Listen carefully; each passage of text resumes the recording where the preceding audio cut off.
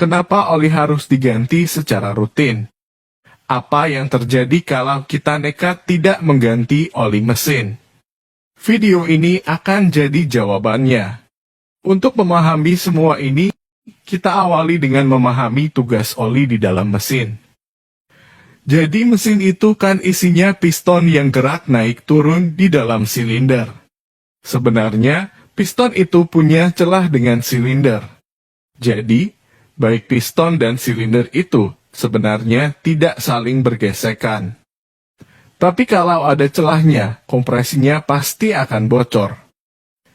Karena udara yang mau dikompresi bisa keluar lewat celah-celah ini, itulah alasan piston punya sepasang ring. Ring ini akan merapatkan celah tersebut. Dengan kata lain, ring inilah yang akan bergesekan dengan silinder. Baik ring piston dengan silinder sama-sama terbuat dari besi. Yang mana kita tahu, kalau besi ketemu besi, pasti gesekannya bisa keluar api. Di sini, oli berperan sebagai penengah. Jadi oli ini punya kemampuan khusus, yakni masuk ke celah supermikro. Dalam kasus ring piston dan silinder, oli akan masuk di antara dua komponen ini. Sehingga, meski kita melihat ring dan silinder itu bergesekan, tapi nyatanya ada lapisan oli tipis di tengah-tengahnya.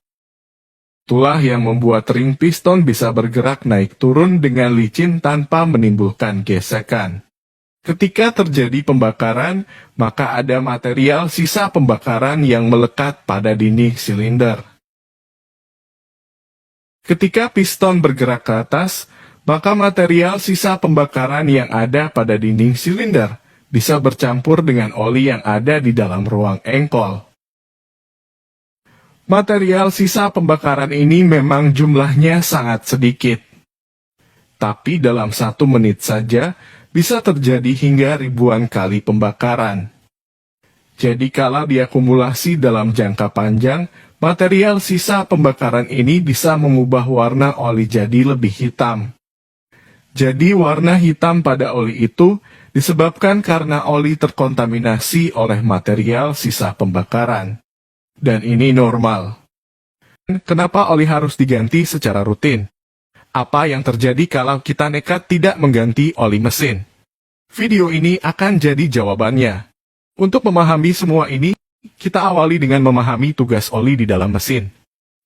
Jadi mesin itu kan isinya piston yang gerak naik turun di dalam silinder.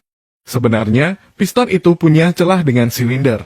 Jadi, baik piston dan silinder itu sebenarnya tidak saling bergesekan. Tapi kalau ada celahnya, kompresinya pasti akan bocor. Karena udara yang mau dikompresi bisa keluar lewat celah-celah ini, itulah alasan piston punya sepasang ring. Ring ini akan merapatkan celah tersebut. Dengan kata lain, ring inilah yang akan bergesekan dengan silinder. Baik ring piston dengan silinder sama-sama terbuat dari besi. Yang mana kita tahu, kalau besi ketemu besi, pasti gesekannya bisa keluar api. Di sini, oli berperan sebagai penengah. Jadi oli ini punya kemampuan khusus, yakni masuk ke celah supermikro. Dalam kasus ring piston dan silinder, oli akan masuk di antara dua komponen ini. Sehingga, meski kita melihat ring dan silinder itu bergesekan, tapi nyatanya ada lapisan oli tipis di tengah-tengahnya. Itulah yang membuat ring piston bisa bergerak naik turun dengan licin tanpa menimbulkan gesekan. Ketika terjadi pembakaran, maka ada material sisa pembakaran yang melekat pada dinding silinder.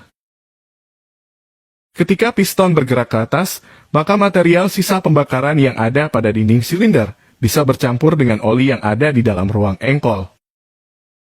Material sisa pembakaran ini memang jumlahnya sangat sedikit. Tapi dalam 1 menit saja, bisa terjadi hingga ribuan kali pembakaran. Jadi kalau diakumulasi dalam jangka panjang, material sisa pembakaran ini bisa mengubah warna oli jadi lebih hitam.